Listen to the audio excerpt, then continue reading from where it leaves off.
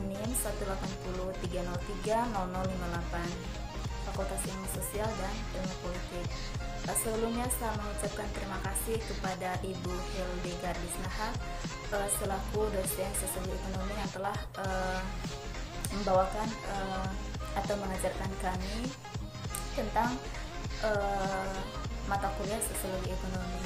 Saya sangat berterima kasih kepada Ibu karena sudah memberikan kami mata kuliah yang menurut saya adalah begitu unik.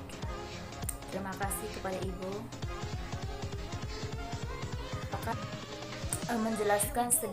Saya akan menjelaskan tentang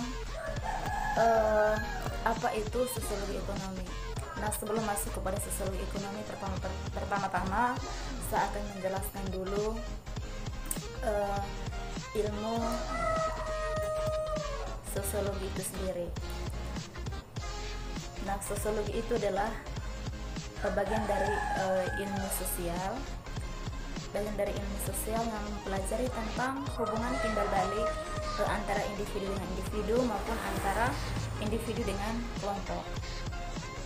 Nah, di dalam sosiologi itu sendiri juga kita akan membahas tentang bagaimana fenomena-fenomena masyarakat di dalam suatu masyarakat, bagaimana gejala-gejala sosial yang terjadi.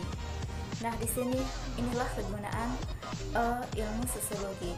Dalam ilmu sosiologi juga kita bisa menganalisis perilaku-perilaku yang terjadi dalam kehidupan masyarakat itu sendiri. Nah, perilaku seperti apa? Misalnya di dalam suatu masyarakat ada perilaku menyimpang, terjadilah sebuah konflik. Nah, disinilah tugas dari sosiolog atau ahli di bidang sosiologi itu menjelaskan atau menganalisis kasus-kasus tersebut. Kira-kira faktor yang melatar belakangi itu seperti apa? Nah, ini adalah pengenalan berkaitan dengan sosiologi itu sendiri. Nah, kita masuk pada ilmu sosiologi ekonomi. Sosiologi ekonomi seperti yang saya sudah jelaskan pertama tadi adalah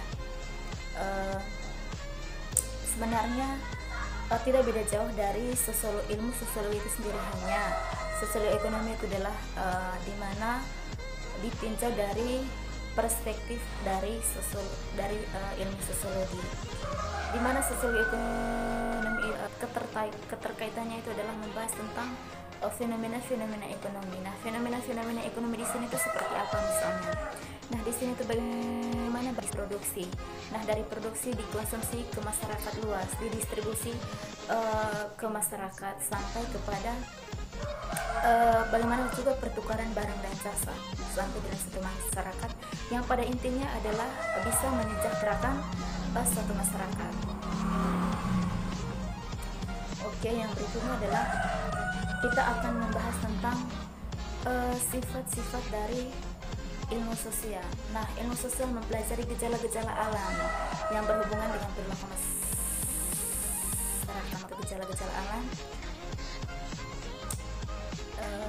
Terus yang berikutnya ada sosiologi merupakan disiplin yang normatif melainkan kategoris.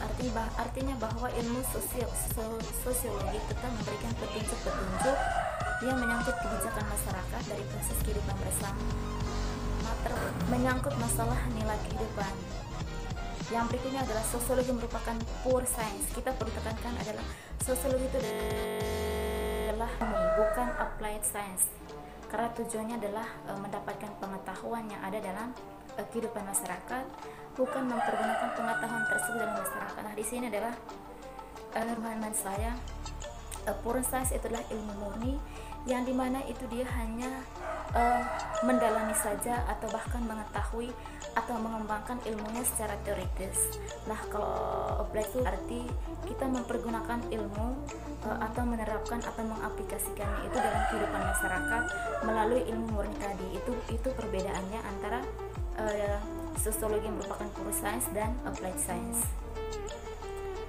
Nah, yang berikutnya adalah kita akan memasuki pada objek sosiologi. Nah, dari dulu kita akan mempelajari, kita belajar tentang objek sosiologi. Nah, objek sosiologi itu adalah manusia, ya, masyarakat.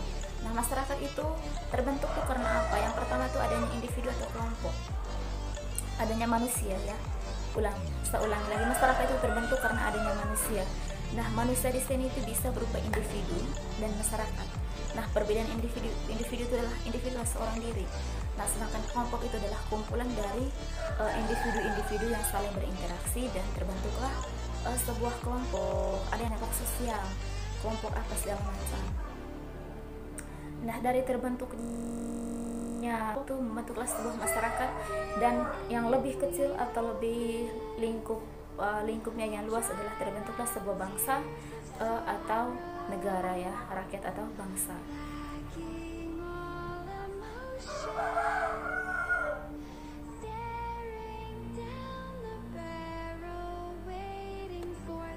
Teori dari sosiologi. Teori sosiologi ini ada Durkheim, mengatakan division global, membedakan antara solidaritas mekanik dan solidaritas organik.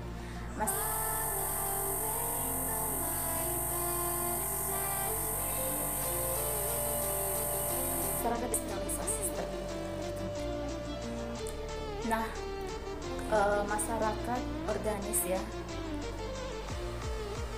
menurut Marx bahwa setelah masyarakat masih terbagi atas kelas-kelas, maka pada kelas yang berkuasalah akan terhimpun segala kekuatan yang berkuasa, maka akan tetap terjadi eksploitasi terhadap kelas yang lebih lemah. Nah, oleh karena itu timbul pertikaian antara kelas, dan yang menang akan membentuk kelas Nah, oke. Saya ulangi lagi tadi dari Karl Marx tadi menjelaskan bahwa selagi ada kelas-kelas yang berkuasa di dalam suatu masyarakat, itu mereka sangat memiliki kekuatan besar ya. Nah, kalau dari apa yang saya amati dalam kehidupan masyarakat, seperti yang dijelaskan oleh Karl Marx tadi, itu adalah di mana tuh dalam kehidupan masyarakat sampai sekarang bahkan masih ada orang-orang tertentu yang merasa dirinya kaya, terus mereka membentuk sebuah kelompok. Nah, kayak kelompok misalnya kelompok berdasarkan kelas ya, misalnya ada kelas atas.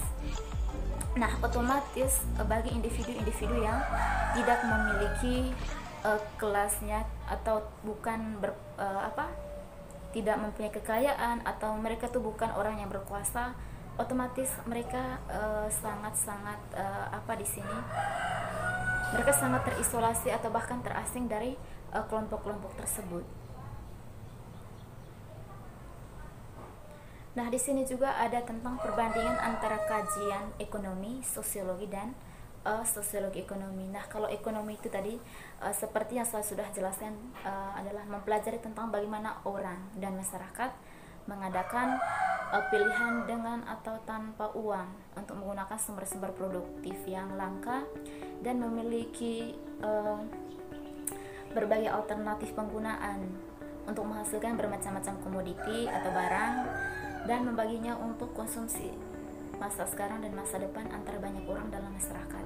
Sedangkan sosiologi adalah suatu upaya sistematis untuk menerangkan keteraturan dan keragaman berbagai tujuan dan perilaku perseorangan, struktur sosial, norma-norma khusus yang menghubungkan beberapa bentuk variabel satu dengan yang lain.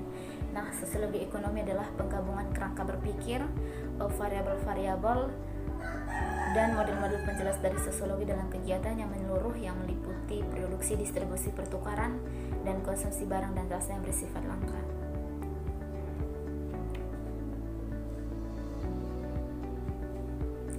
Nah, di sini juga ada Sweetbaird tahun 1994. Dia menyatakan bahwa economics and sociology redefine their boundaries, conversation with economics and sociology.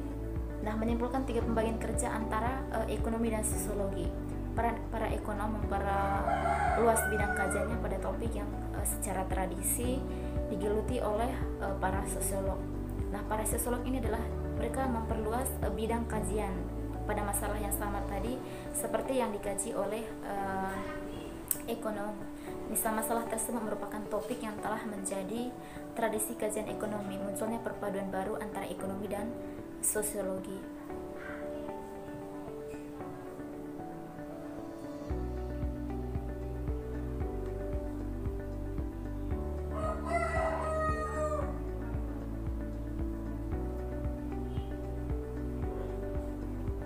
di sini juga kita akan belajar tentang yang pertama tadi yang sudah saya jelaskan, sosiologi ekonomi itu adalah suatu fenomena yang ditilik dari atau ditelisik dari perspektif sosiologi. Nah, pertama adalah fenomena ekonomi, gejala atau cara atau masyarakat bagaimana mereka itu memenuhi kebutuhan hidup mereka, barang dan jasa terkait dengan aktivitas tadi yang seperti yang sudah saya jelaskan, pertama aktivitas produksi konsumsi sampai pada distribusi barang.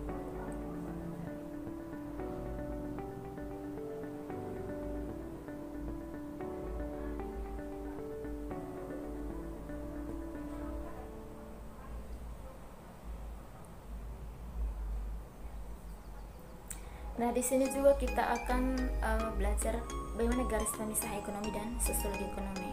Tindakan ekonomi adalah sosial. Tindakan ekonomi selalu melibatkan makna dan tindakan ekonomi selalu memperhatikan kekuasaan.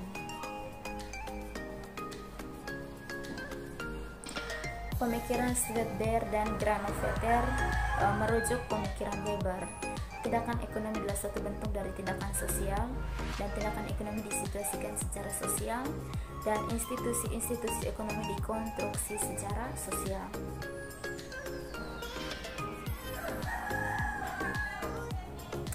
Nah, di sini juga ada perspektif sosiologi tentang sosiologi ekonomi. Persoalan ekonomi dan sosiologi, fokus dari sosiologi, dan kalau fokus dari sosiologi dan fokus ekonomi itu adalah mereka tuh sama-sama bertumpu pada masyarakat. Mereka bertumpu pada masyarakat ya.